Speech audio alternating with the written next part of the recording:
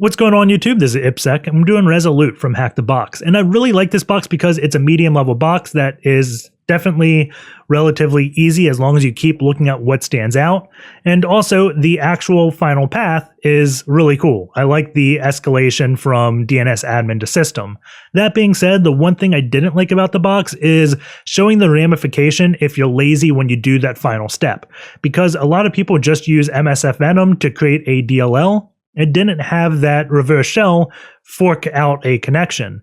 And when you do this DNS injection this way, you're going to crash the DNS server. And if you crash DNS in a production environment, you're going to have a bad time. So it kind of gave a lot of people a false training of saying, oh, when I'm a member of this group, I do this and I get admin. They didn't really see, oh, if I did it this way, I get admin, but I crash the environment. So at the end of the video, we will show how to create a exploit in more of an OPSEC safe manner by creating a thread to send the reverse shell so the program can just resume normal operation. So with that being said, let's begin. And the first thing you'll notice is my terminal's a little bit different.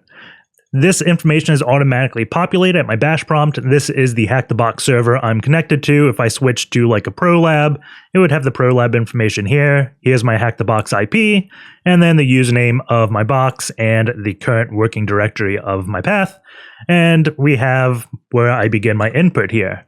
And the reason for the change is I was just upgrading Kali and the upgrade really did not like it and it just wouldn't boot anymore.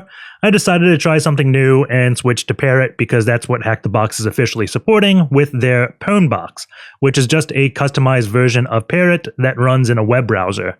I kind of took all the customizations and just applied it to a vanilla install of the Parrot Security Mate ISO. And when I get some time, I'll document that customization process so you all can have the same exact thing. But for now, I mean, everything's pretty much the same. All the commands I run here will most likely work on your Kali machine. So with all that being said, let's just begin with our nmap. That is -sc for default scripts, sv enumerate versions, oa output all formats, put in the nmap directory and call it resolute. And then the IP address, which is 10.10.10.169. This can take some time to run, so I've already ran it. Looking at the results, we have a handful of ports open. The very first thing we have is DNS on port 53. Then we have Kerberos on port 88, Microsoft Remote Procedural Call on 135 and 139, LDAP on port 389. And at this point, I am starting to think it's some type of Windows domain controller, just based upon all these ports. We also have SMB on 445 and a bunch of other things. Going down here, we can get some information about the box. The computer name is Resolute, and it looks like it got that from the SMB OS discovery script. And then we also have the domain name as megabank.local and the FQDN as resolute.megabank.local. So let's go take a look at the host file. So let's edit etc host. And we will add 10.10.10.169, and let's add all these names. That should be fine. Save this file, and all that did was let us ping it by hostname. Eventually, this may become useful because some things like PowerShell remoting and stuff really like having the hostname, so it always helps to have that configured. We could have also probably edited our resolve.conf file and put a name server as 10.10.10.169, so it always went to that server for DNS. Before we go look at other things, let's just start a full port scan. So -p- does all ports. I think that's 1 through 65,535 or some insane number. Let's do nmap resolute -all ports 10.10.10.169. And I'm also going to throw a -v flag so I can see open ports as it finds it. I'm just going to open up a new pane here. So nmap stays at the bottom here. And when it finishes, it'll just say bash. So handy little tip there. Let's go take a look at open shares. So I'm going to do SMB client -L 10.10.10.169. Hit enter, and we get anonymous login is successful, but we don't have any shares. I was half expecting to see like a sysvol share or something since it's a Windows domain controller. We can try like null authentication, and nothing really happens there. We can try switching up the tools, and using SMB map. And I think it's just -H 10.10.10.169 to see if this sees anything different. Doesn't get anything, does resolve the host name to resolute.megabank.local. We can also try RPCClient, so 10.10.10.169, and then just hit enter for the password, we get login failure. We can try null authentication again, which is just not specifying a user, and it actually authenticates us. And this is just a old setting in a lot of Windows domains. I think the anonymous user has to be in like the pre-Windows 2003 compatibility group or something weird like that. Essentially, when you upgrade a domain controller, this thing may be set. I don't think it's set if you just installed Windows 2016 or 2019 vanilla, but I think if you added the anonymous users to that compatibility group, then this would work. The reason being, it's just a old default insecure setting, but some applications actually require this setting to work. So when you upgrade domain controllers, Microsoft just didn't change that setting because it may break applications. Because, yeah. Anyways, let's just go begin, and there's a bunch of commands we can run here. If you want to know more about RPCClient, you can go to ipsec.rocks and then just search RPCClient, and you'll get a list of things. But let's just do enumdomusers to dump a list of domain users, and we can copy this to a text file. So I'm just going to do a new pane, v users paste, and we can do cat users pipe it to awk -f print 1 print 2, and let's just do another awk-f, and there's probably a better way to sort this file out. I'm just using awk because that's my go-to. I'm going to pipe this to temp because if I pipe this to the exact file I am catting, it will go to a blank file. So I can show that real quick. So I catted temp. If I cat users again, and then direct this to users itself, something weird happens and it empties out the file. So move temp to users, and now we just have a user list. There's other things we could do, like if we did query user and specified like Steve, it will give us more detailed information. I think there's also a flag that can get like the password policy, but generally to do password policy, I just use CrackMapExec, and I think it's SMB, then the --pass pol 10.10.10.169. See if this works. Let's see. Yep, there we go. And we can see the minimum password length is 7, and password complexity not required. The main thing I'm looking for is some type of lockout policy. Reset account. Account lockout threshold, none. So seeing this means we can brute force accounts without fear of locking them out. And also, if we did lock them out, we know there is a counter for 30 minutes it would unlock. So knowing both of those is always handy before starting any type of brute force. There's other things you can query, like query display info. We'll kind of do this query user thing and pull a lot of the popular fields and just show them all. Query dispinfo. There it is. So this is showing the description for the account. I think this is Sam account name, the full name of the user. And looking at this, we can see Marco was created and password set to welcome123. So I'm just going to take a note of this. I don't think I have Cherry Tree installed, so I'm just doing it in a text file. I don't actually know what dispinfo2 is. Let's see, 3? Dispinfo3. Does this show anything different? Can we do help? Query dispinfo3 -h. I'm not exactly sure what the difference between the display infos, but we got this password, so let's try it out. Exiting RPCClient, we can do CrackMapExec SMB 10.10.10.169-U. What was the password? Oh wow, what did I do here? Exit. I forgot I was in a zoomed session. There we go. Let's go cat notes, and it is going to be Marco, and the password was welcome123 bang.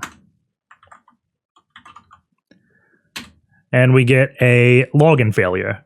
We can just specify a text file instead of a username, and it's going to try this password for every single user. And I'm mainly doing this because, well, if they set one user to welcome123 bang, that sounds like a default thing they may set new accounts. And we can see we get one hit, which is the Melanie user. Going back over to our nmap, we can see this is not finished yet. There is a Windows PowerShell remoting port that is, I think, 5985 and 5986. I'm just going to specify those two ports because I care about them right now. And the reason why I'm doing this is because we had a hit, but it doesn't say pwned next to it, which means we can get a shell. So the only thing we could really do with this is probably SMB map, I think -D for domain, megabank.local-u, Melanie-p for password, welcome123 bang, and always put the password in quotes because it may have special characters that just get treated weirdly. So just out of habit, I always put password in single quotes. And trying her account, let's see if we get anything. We can now see the sysvol share. So we could look at some group policy stuff, but C and admin we don't have access to. If we had access to any of these or write access, CrackMapExec would probably say pwned next to it. There are other modules in CrackMapExec, such as WinRM, that's going to test all this for us. And we could have specified Melanie as the user to speed it up a little bit, but I just wanted to show you. Goes through all of them, and then when it hits Melanie, if she has the ability to do Windows remoting, it will let us know by saying it has pwned that account. So letting this finish any minute now. It's probably this one. Come on, CrackMap. There we go. So we can see pwned here. You can also do -X for execute command. So Melanie, to speed it up, we can do the command who am I. And you could also just do one-liners. So you could combine this with like a Cobalt Strike beacon or Empire beacon. So whenever CrackMapExec gets a hit, it runs the command. We could also do like who am I/all to see the output and prove it's actually running on this server.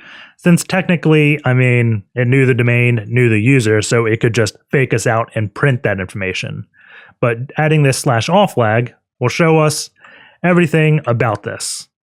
And here is that group that I bet Anonymous Users is a member of, that pre-Windows 2000 compatible access group. But we have code execution.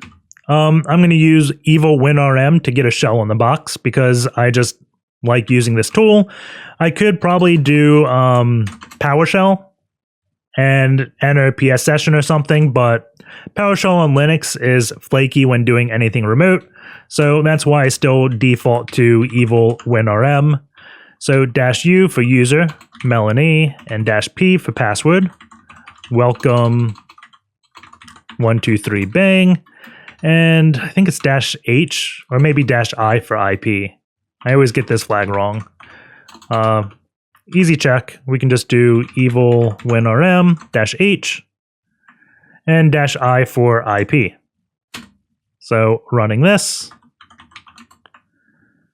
and we can just clear out this needless session, but we get a shell as Melanie. And if you're having trouble with running Evil-WinRM, if it's not a command, you're getting dependency issues, I install it with gem.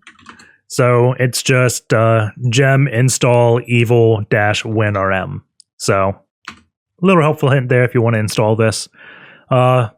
Generally, the first thing I always do to test privesc is run WinPEAS. And we're going to do that, but I want to do something before that because there was a big Twitter post that said Seatbelt, the one of the old tools for privesc, had a major update. So I haven't actually ran that yet. So let's run this and see what's really changed. Because if you look at this, you can see everything with a plus, I think, is new as of like 2 days ago.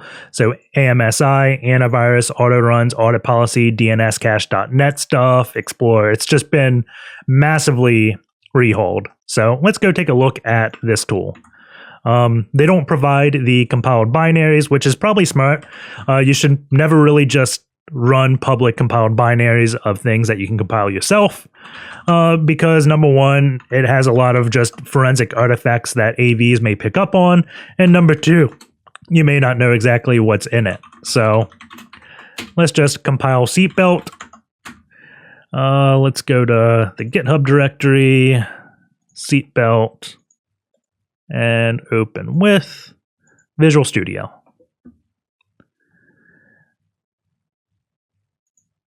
And while that opens, let's go back to Parrot, and we need to probably make a tools directory in this thing, and ifconfig eth0, and then let's do SMB impacket SMB server, and what is the commands? -SMB to support, -user, IPsec, -password, IPsec, and then the share name, which will just be, I guess, tools, and then the working directory to share out, which I just do pwd to do my current working directory. Permission denied, need to do that in sudo.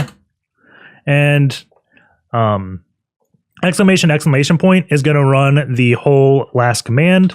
So if I did echo test, if I do this, it's going to run that command again. So when I did sudo, or echo, who am I? This will probably be better. And then sudo, I don't know why I did the echo command. I can just do who am I, double thing, and then sudo like this. So that's going to run sudo, who am I? It didn't work before because this was exiting the sudo call and then running it. The reason why I had done this is because of the second thing I want to show you. There is a $bang, or wait, I thought that was it. Echo, who am I? Echo, maybe $_, and that's going to, I think, pull the last argument. Echo test, test, test. We should do test1, test2, test3. So that's going to pull the very last argument, $_. And then I want to say $bang did something. Echo.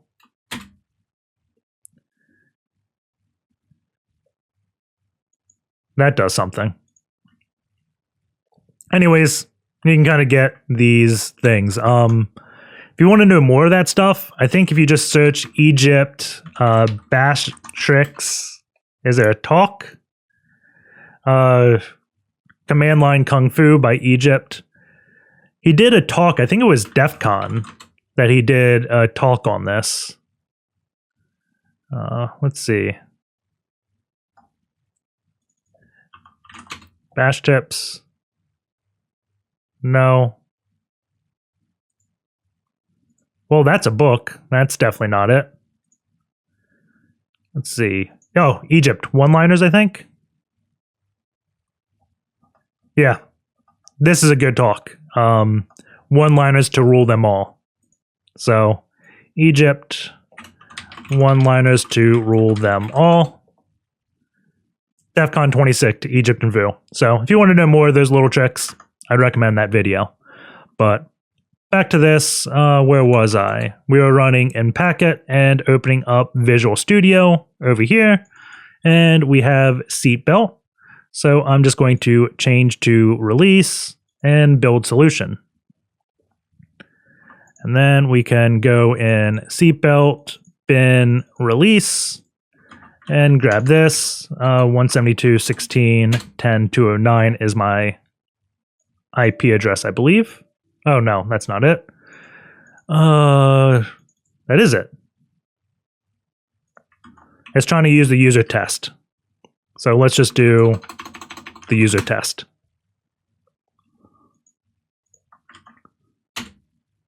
There we go.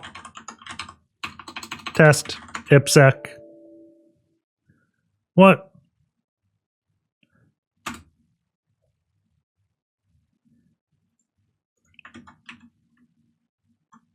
Let's try test. I don't know exactly what's going on there. Multiple connections to a server by the same user using more than... Disconnect all previous sessions. I'm just going to reboot my Windows box. So I'm going to pause the video and resume once this finishes rebooting. The box has just finished rebooting, so let's try this. Test. Test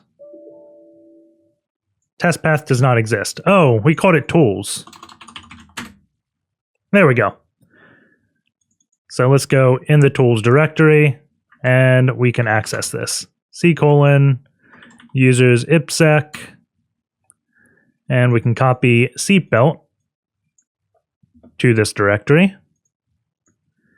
And then we can go back to our shell and do upload tools seatbelt.exe. And this should upload it. This is a Evil-WinRM thing. I half expected to see progress. Okay, there we go. It just took a second to start uploading. And once this is done, we should be able to run Seatbelt. So let's do upload successful /seatbelt.exe. It's not a valid application for this OS platform. While tools seatbelt. Weird. cd tools python 3-m HTTP server on port 80. Sudo. That's going to take me a while to get used to. Let's try curl 10.10.14.2. I think it's capital S. Seatbelt.exe. I'm wondering if maybe there's just some issue with the way it uploaded in Evil-WinRM. So /seatbelt.exe. And that looks better. We don't get any response back. This is probably a Microsoft .NET thing now. So let's do cd /Windows Microsoft.NET Framework 64. I'm just going to do dir. I think that's the path. So we can see 4.0 303.19.NET. Let's see.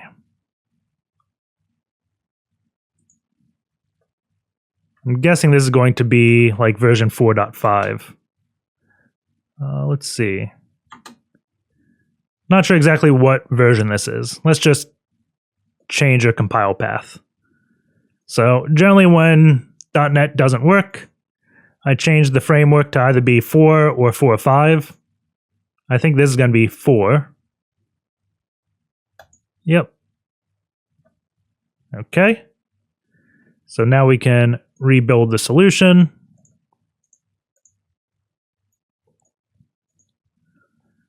And copy test,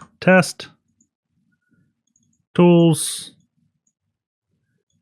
copy Seatbelt over to a Kali box, a Parrot box, my bad. Old habits die hard.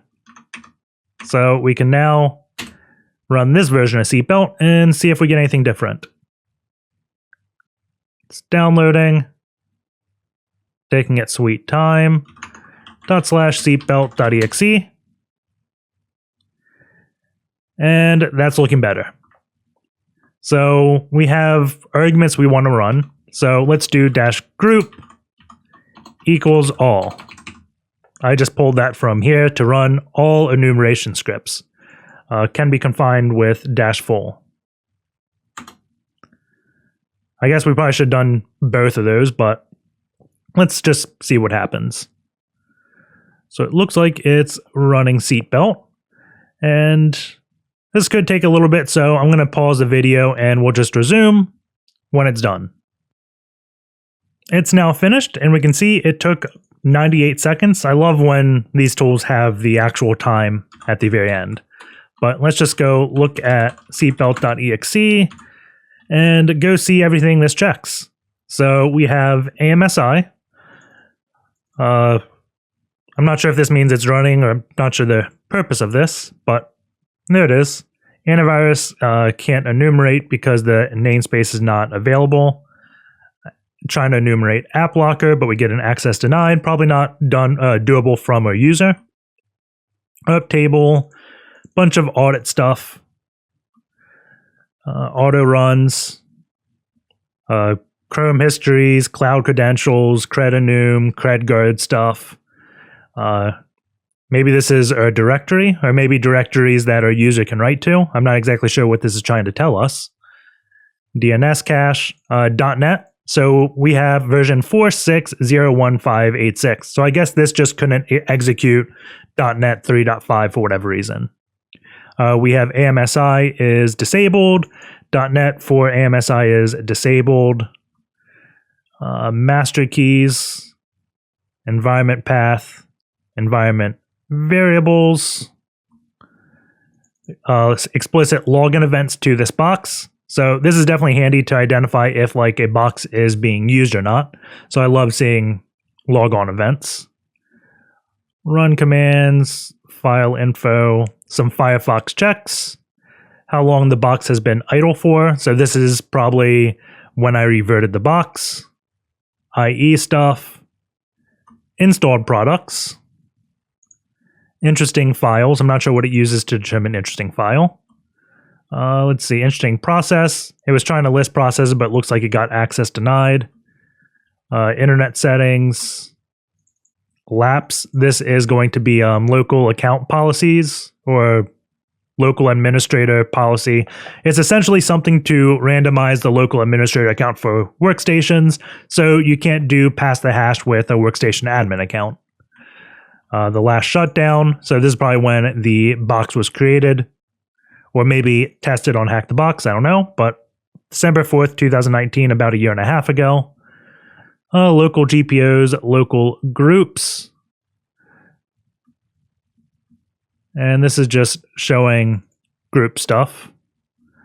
Users, so who's a member of administrators, bunch of default stuff. Let's see, that's Erdoc. We have a DNS admin, and we have megabank/contractors, and this is non-default. You'll notice a lot of Windows default things, their SID ends in like a 500.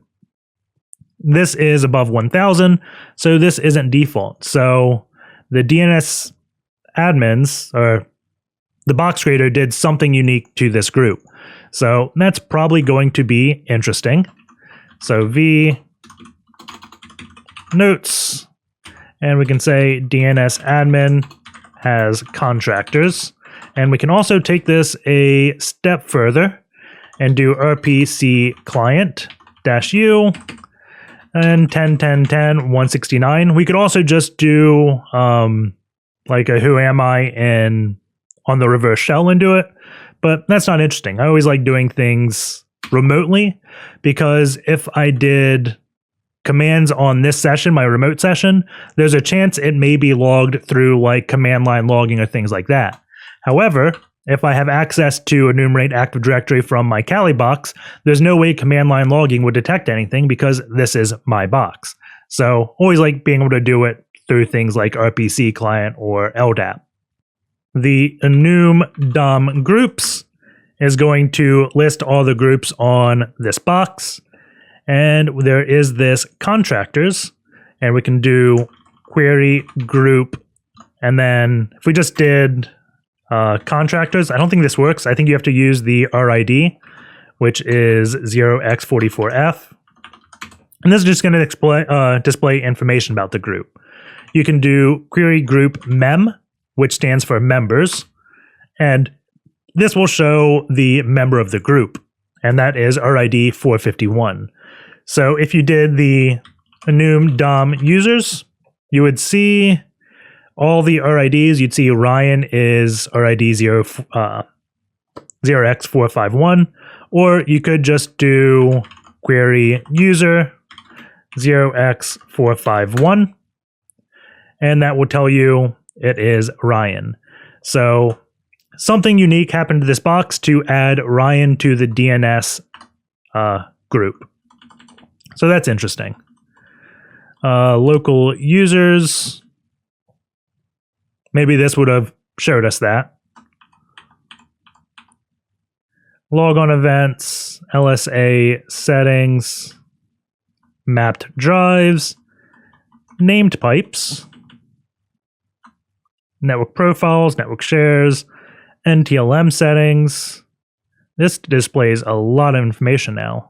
OS info, Outlook, power on events. We have a bunch of PowerShell stuff. So we have version 2 installed, which can bypass all logging. Version 5 installed. We have a log directory, which is c:/PSTranscripts. So let's take a look at that. And let's see. AMSI is also disabled. Printers, processes, process owners, putty keys, remote desktop stuff, recycle bin, registry, security packages, services, checking if sysmod's installed, Slack stuff. This definitely collects a lot of useful information. Maybe not useful information for PrivEsk because, I mean, Slack, Firefox, Chrome, but on an actual engagement, I could definitely see big uses for this. We also have WSUS settings, WMI filters, but that is quite a bit of information this queried in a minute and a half.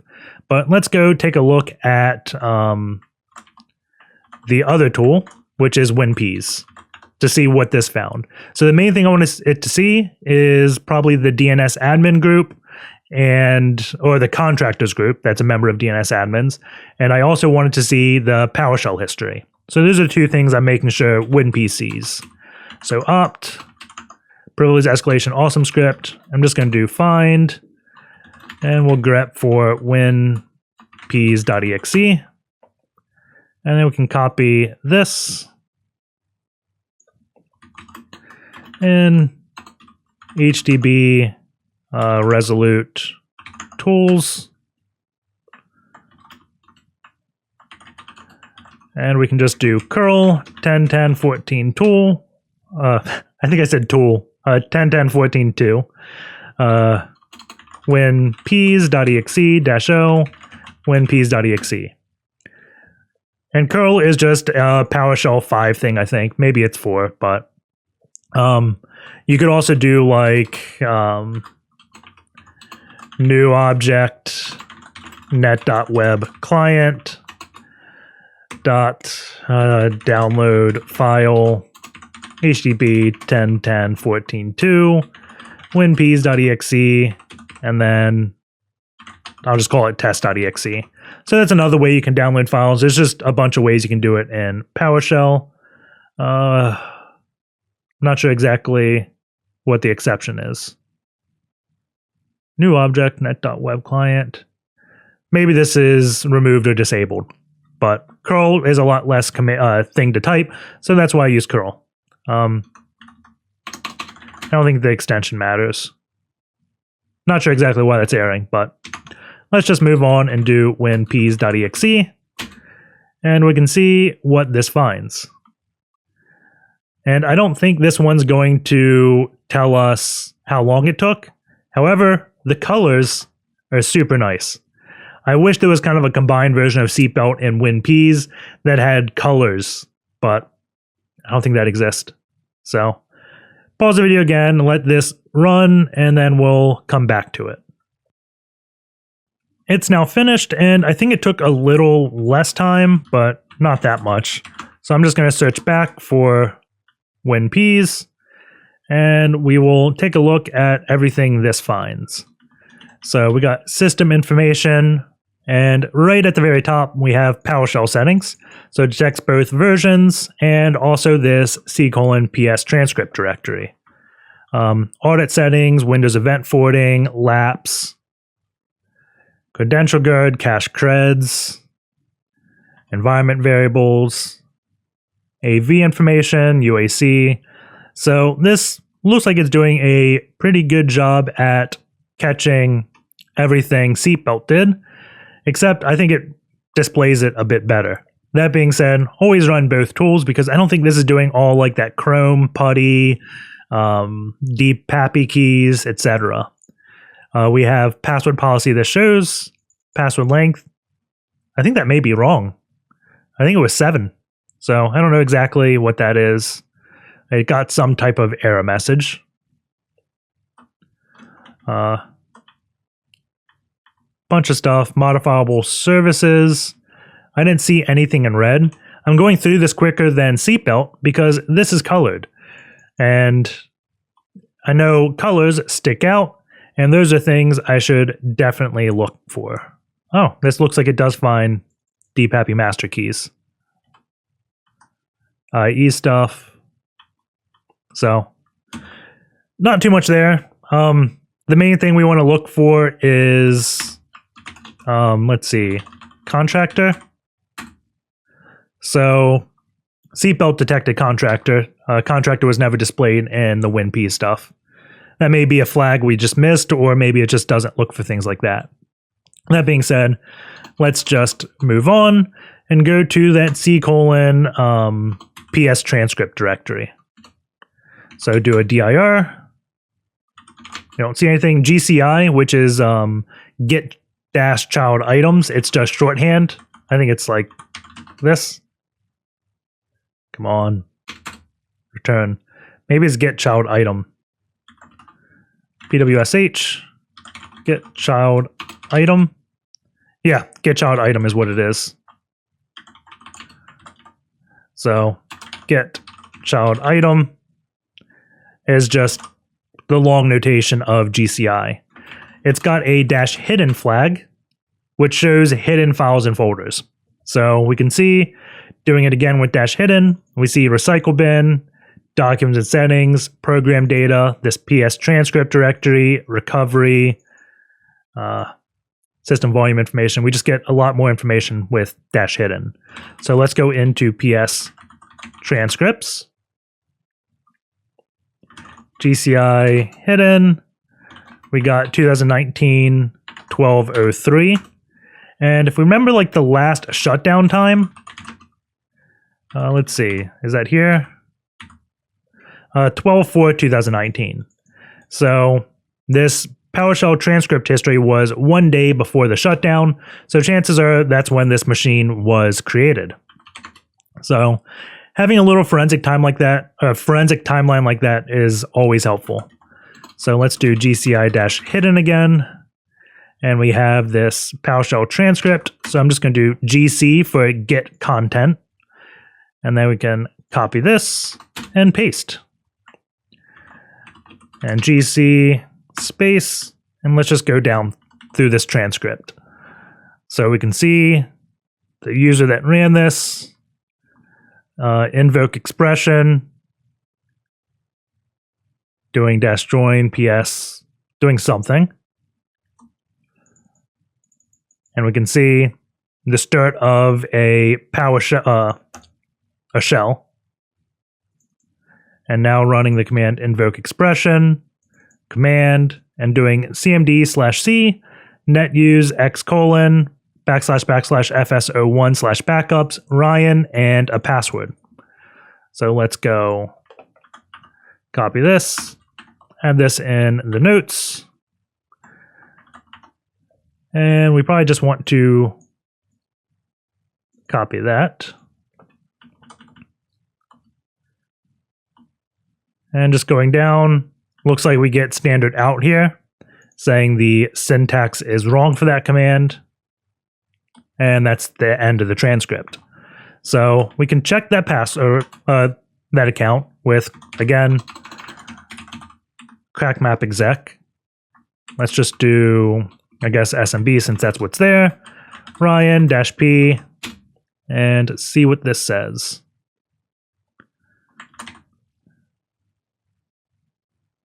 And looks like it got a shell right away.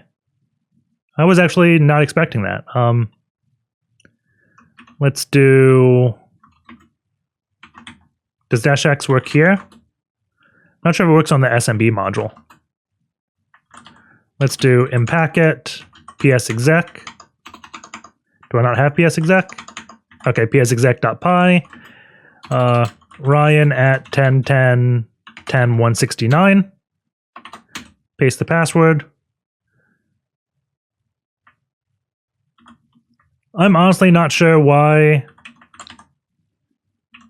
it says pwn there. Is there a --shares module? So I'm hoping this will list what CrackMapExec thinks the shares are. Let's see, read, doesn't say write. So I'm not sure exactly what's going on here, but we definitely don't have access to do that. We could look at WinRM, and WinRM will probably correctly say pwned. If it doesn't say pwned, I'll just be really confused. WinRM doesn't support this --shares, so let's just get rid of that. And let's see. This nmap command with -p- is still running. And it's saying only like 30% done. So that's why I don't always do that -p-. So WinRM works as well. Let's clean this up a little bit. I got my shells everywhere, and I don't like having shells everywhere. So let's see. Let's create a new pane, and I'm going to send this to pane, I think 3. What, send to 3, can't join.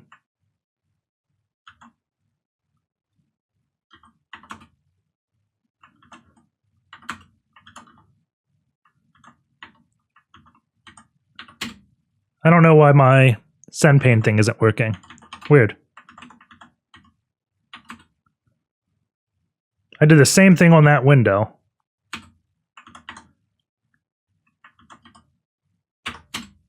Okay. I don't know what I was doing, but that worked. So this is going to be servers. This is shell Melanie, and this will be shell Ryan. So just a way to stay organized. Evil-WinRM, Ryan-P. Don't have that password saved, but it is right here.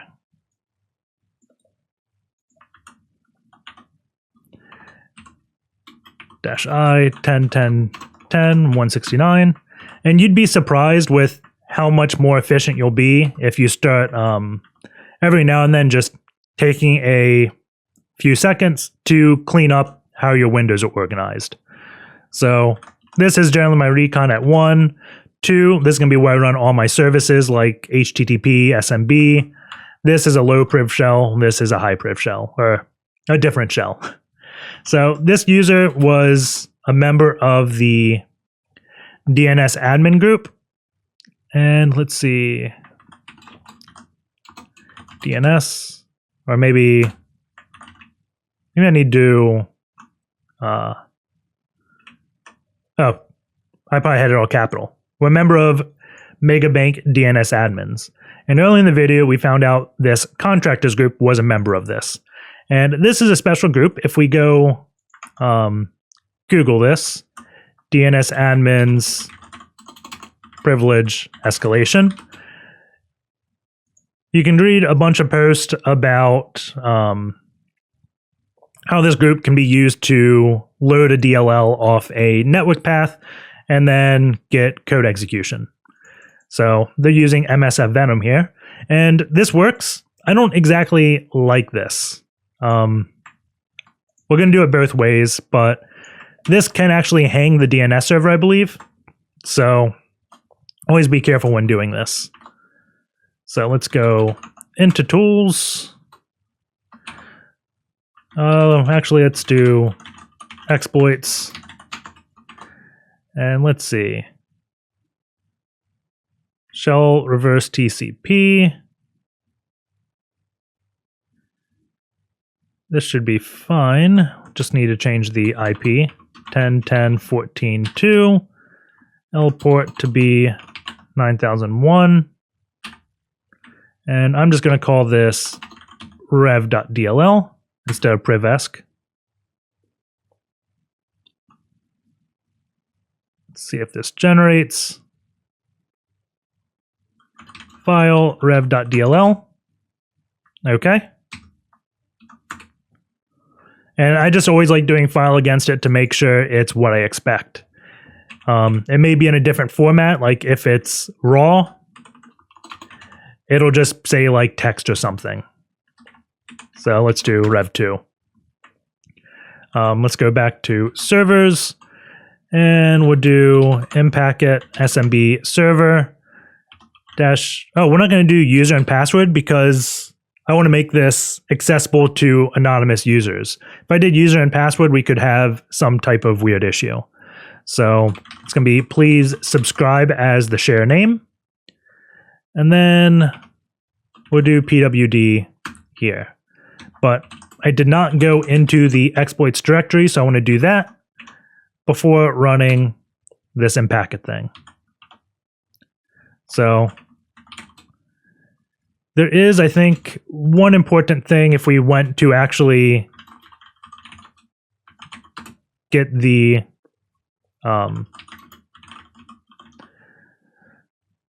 I guess user.txt or root.txt, and that is note, and it says due to a change freeze, any system changes will be automatically reverted within 1 minute. So whatever we're doing here, we have to be fast because the system's reverting things every minute. So if we scroll down, this is going into how we host it with SMB server,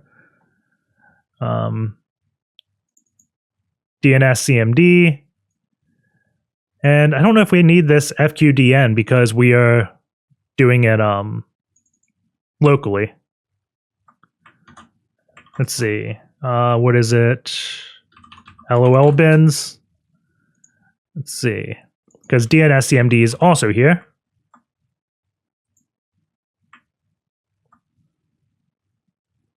Okay, I think we may need the path. So let's go back to a reverse shell. DNSCMD was at megabank.local. And then our shell was called rev.dll. And remember a minute ago or 2 minutes, we did -f raw. And you can just see it says data. So if it ever does the wrong format, you can end up debugging it for quite a while. So that's why I just like checking it right away. So rev.dll, and we called it, I think, exploit. We called it please subscribe. And then the IP, which is 10.10.14.2. That looks good.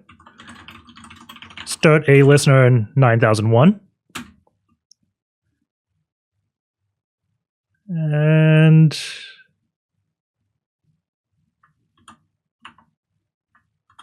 does not look like it worked.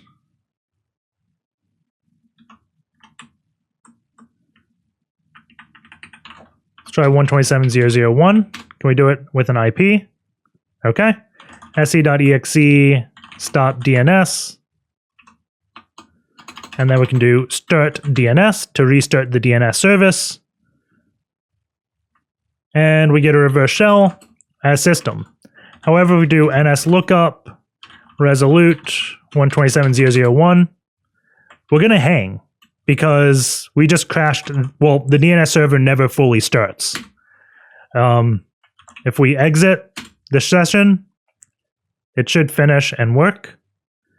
Or maybe we just hosed it and we have to wait that full minute for it to be reverted. Let's try it again. There it works. So we can do everything again to show again. This is definitely causing an issue. Start. And we do this ns lookup. Doesn't work. As soon as we exit the shell, we should get a response in 3, 2, 1. Nope. But we're definitely causing some type of system issue. And the reason is when you do DLL injection, you're kind of hijacking the execution path. So the DNS service is starting up, and that's going to load that DLL. And that DLL isn't forking or setting a thread. It's just doing that reverse shell. And it doesn't continue progress until the reverse shell dies. So also, if like the reverse shell doesn't return the return code this thing is expecting, it may just not start the service. It may just stop right there. So the solution to be able to do this without hanging the DNS server is to, in Windows, create a thread and then run the reverse shell in that thread so the DNS server resumes normal operations. And also, I think this is just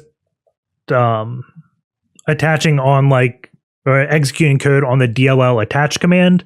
And to do DLL injection, I guess, properly, you should inject exactly on the function that's being called. So I'm going to see if I can find this post real quick. DNS-EXE-Persistance. One of these posts will say the function. Run DLL32. So it's running this DNS plugin initialize function. And essentially, this is both a lateral movement and a privilege escalation, because you can remotely add a plugin to the DNS server to execute code. Only the DNS admins can do it, but typically DNS admins are just expected to edit the DNS things, like say, oh, this host is no longer at this IP address, it's now at this IP address, things like that. You don't expect them to upload a malicious plugin to get code execution. It's a lot like saying you have a malicious, or you have a WordPress server on a website. You give someone administrative rights to WordPress, but you don't give them administrative rights to the box that WordPress is running on. However, because they're admin on WordPress, they can upload a malicious plugin that executes code on that underlying server, giving them a shell. So you didn't give them the right to get that, but you gave them a right that allows them to get it, essentially. So again, this is just allowing DNS admins to execute code on the domain controller, something they typically can't do. And generally, when you execute code on a domain controller, you're pretty much just global admin at that point. So that's what this is doing. And we're going to use it as a privilege escalation. But keep in mind, if you have this group and you're on like a workstation, you can just install this DNS-CMD command and then have the domain controller load your plugin remotely. And then when DNS restarts, you get a shell on that box. So with all that being said, I'd highly recommend reading this whole post because it's going to go into it in a bit more detail, but we're just going to do the exploit. So I'm going to go grab this DNS-EXE-Persistance code. So let's open up command prompt, GitHub, or desktop, GitHub, git clone, and go in here. Oh, we don't really want to go in there. We just want to open up Visual Studio. Tools, oh, not tools. GitHub, DNS-EXE-Persistance. Open this up with Visual Studio.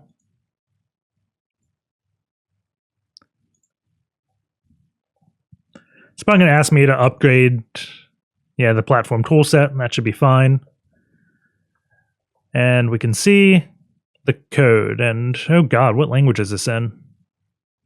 It'll be fine. So, Meterpreter is probably putting, or not Meterpreter, MS-Venom is probably putting the code here, which is fine. It'll probably execute whenever the DLL does the process attach call. But the correct place to do it is this DNS plugin initialize stage, because that is what the DNS server is asking for. So let's add code here. And what we have to do is get a reverse shell. We could just have it execute a file with system and be lazy, but let's do this all within C. So I'm just going to search for C++ reverse shell. And let's see. Go to the first two and see what these are.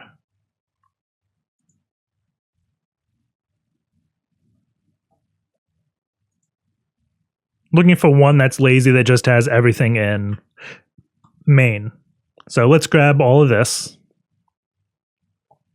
Grab the includes too. And I'm going to create a new item. C++ file. Probably should rename that. That's not source.cpp. Let's call this rev shell.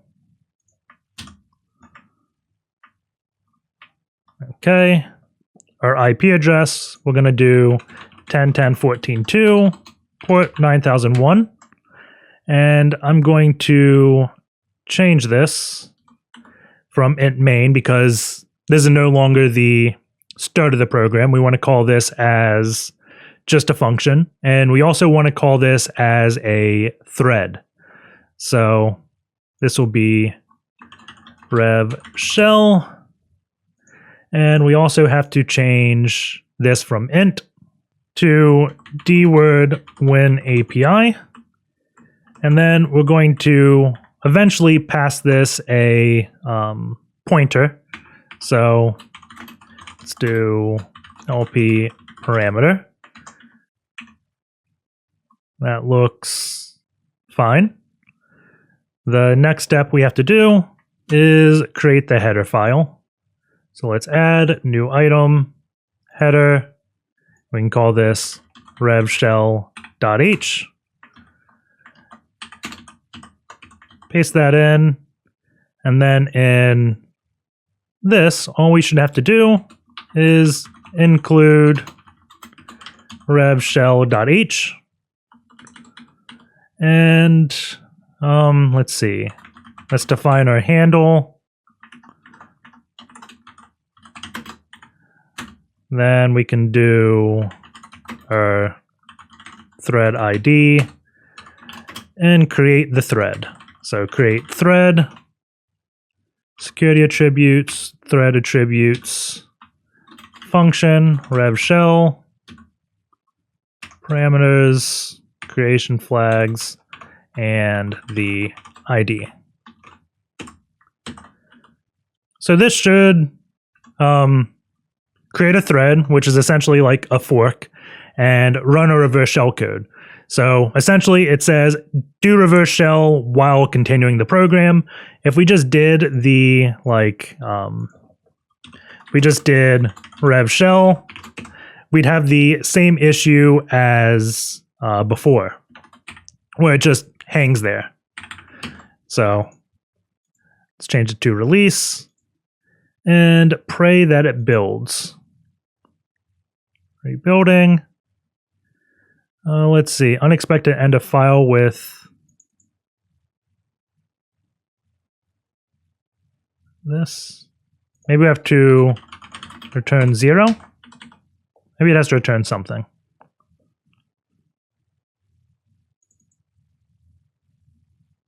And we may have to add that declaration.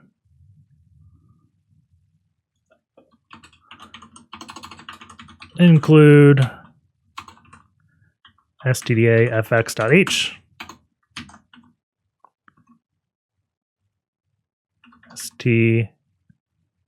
stdafx, rebuild. Okay, rebuild was successful. So let's go c:users and GitHub, DNS-EXE-Persistance, release, and let's see, 9.11, copy that.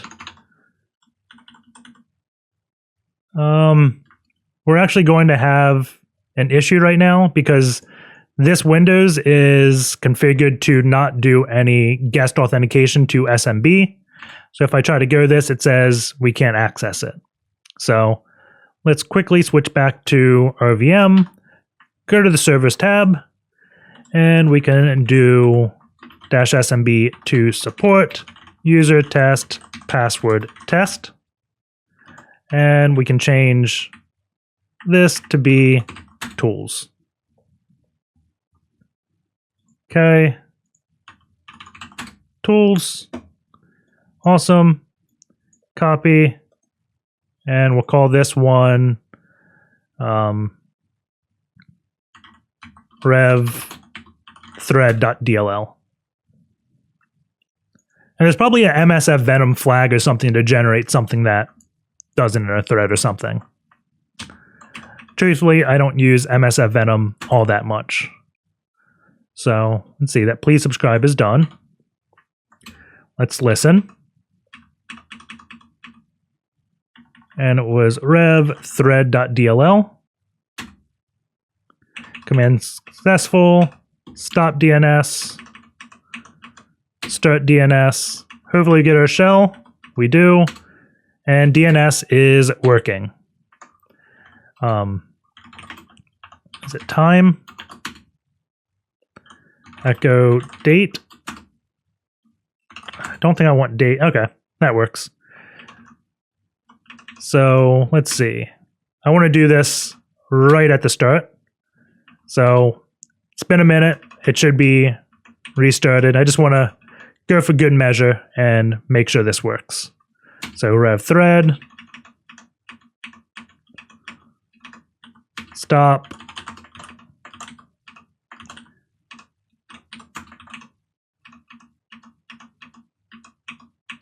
Start.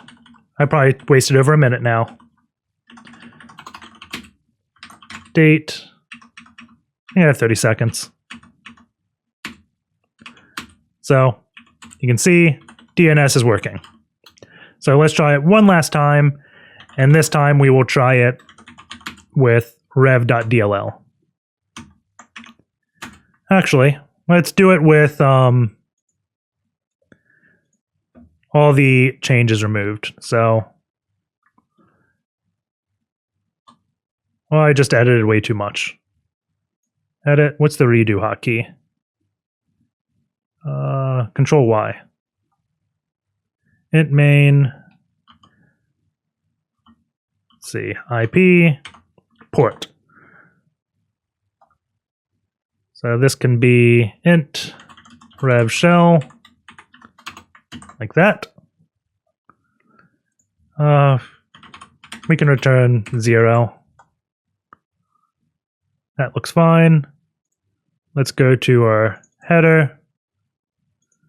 This no longer has any parameters.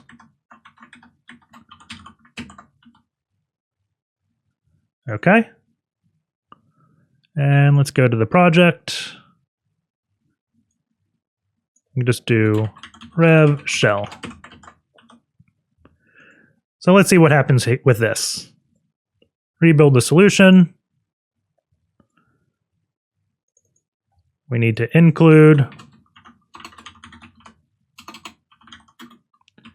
stdafx.h.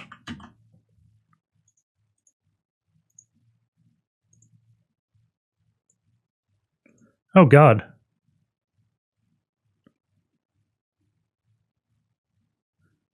We screwed something up.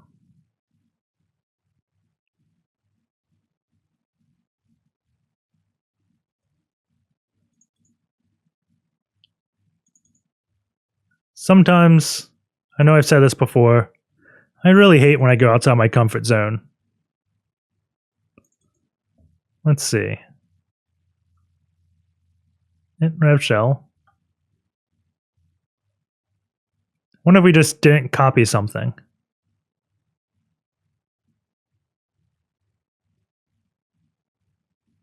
Let's see. Let's simplify this. Delete. Delete.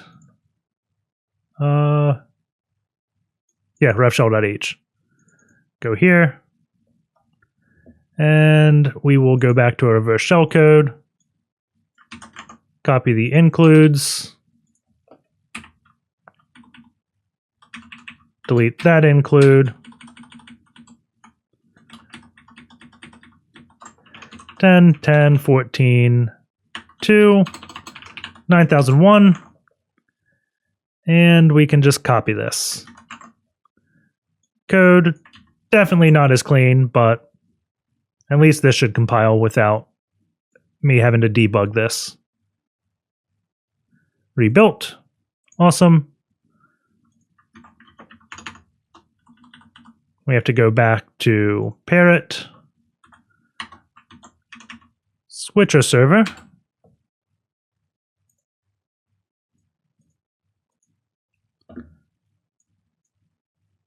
Copy this, and let's just rename it to rev2.dll.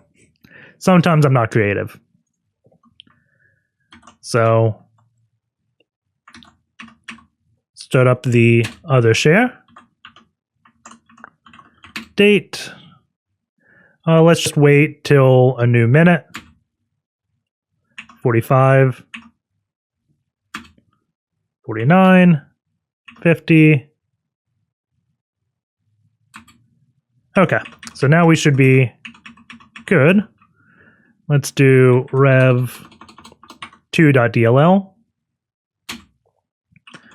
Then stop DNS. Start DNS. And NS lookup. You can see it's obviously not working because we did not thread it. So that will be the video. Hope you guys enjoyed it. Take care, and I will see you all next week.